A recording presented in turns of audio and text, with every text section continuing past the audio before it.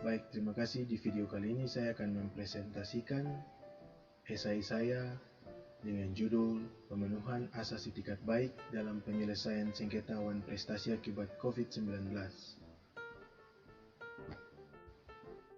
Latar belakang. Pandemi COVID-19 yang melanda Indonesia sejak awal tahun 2020 mengakibatkan surutnya aktivitas perekonomian negara. Pandemi COVID-19 ini sangat mengganggu stabilitas berbagai sektor. Satu di antaranya adalah sektor perbankan. Terjadi suatu keadaan terpaksa atau force majeure yang mengakibatkan ketidakmampuan debitur di dalam mewujudkan pemenuhan prestasinya kepada kreditur. Maraknya kasus kredit macet perbankan oleh karena keadaan bencana alam maupun non-alam yang dikategorikan sebagai force majeure membuat lembaga perbankan mengalami dilema. Otoritas Jasa Keuangan sebagai regulator pemerintah memperkirakan bahwa risiko rasio kredit bermasalah non-performing loan atau NPL perbankan kian meningkat. Akibat pandemi, NPL menanjak dari angka 2,53% pada akhir 2019 menjadi 3,6% pada bulan Desember 2020.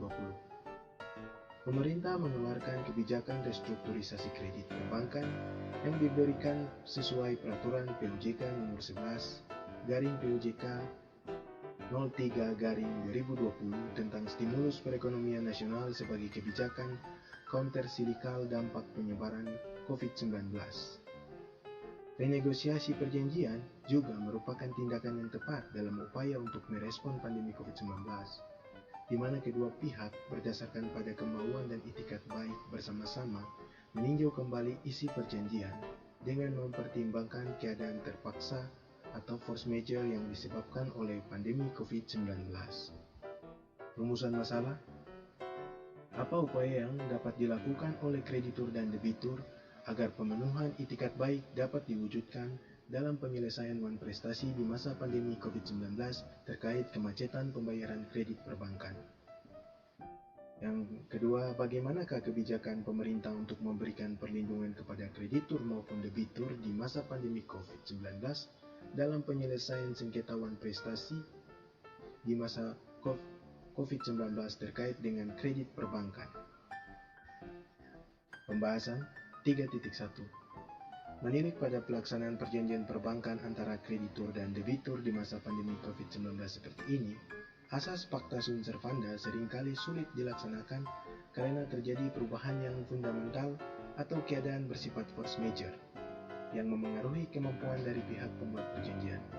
Proses penyelesaian sengketa wan prestasi kredit macet ini membutuhkan itikat baik di antara kedua pihak dalam melakukan upaya renegosiasi perjanjian untuk meninjau kembali isi dari perjanjian tersebut guna menyesuaikan dan memasukkan pertimbangan serta perubahan yang berkaitan dengan keadaan terpaksa atau force majeure pandemi COVID-19. Selain meninjau perjanjian kredit melalui upaya renegosiasi, pihak kreditur juga wajib melakukan peninjauan kembali terkait kriteria dari penggolongan kualitas kredit yang telah diberikan pada debitur sehingga mendapatkan ukuran-ukuran untuk menentukan apakah debitur memenuhi kategori untuk dapat menerima kelonggaran pembayaran atau tidak, sesuai dengan kebijakan restrukturisasi yang digagas oleh pemerintah. Untuk mendapatkan jaminan relaksasi kredit, debitur wajib memenuhi syarat yang telah ditentukan, yakni wajib mengajukan permohonan restrukturisasi dengan melengkapi data-data yang diminta oleh pihak bank. Kemudian bank akan melakukan asesmen dengan pertimbangan bahwa apakah debitur ini termasuk yang terdampak langsung atau tidak langsung, dilihat dari historis angsuran maupun pembayaran bunga. Sehingga bank dapat memberikan restrukturisasi tersebut berdasarkan profil dan kemampuan dari debitur untuk menentukan perpanjangan waktunya. Pihak bank tentu sudah memperhatikan dengan jeli terkait pendapatan debitur yang terdampak pandemi COVID-19. Pembahasan 3.2.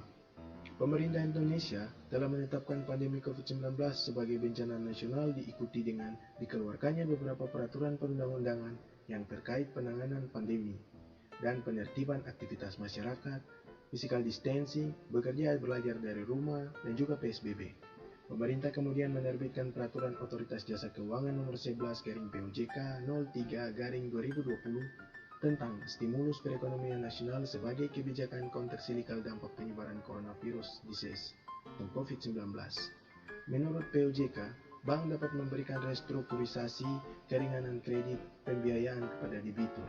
Syaratnya, debitur dimaksud adalah yang terkena dampak penyebaran COVID-19, baik secara langsung maupun tidak langsung, yang mengakibatkan debitur mengalami kesulitan untuk memenuhi kewajiban pada bank.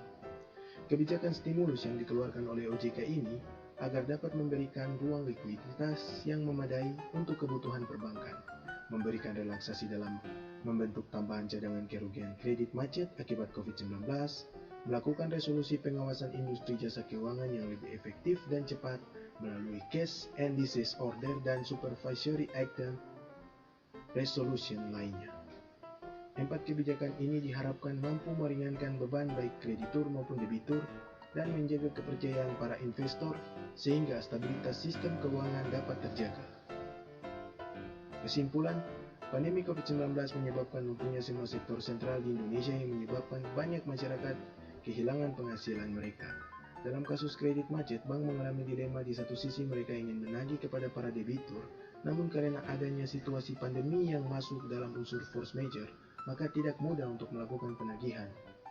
Untuk itu, sebagai bentuk pemenuhan asas itikat baik, pihak bank dan debitur perlu mengadakan peninjauan terhadap perjanjian yang mengikat sesuai asas unsur funda.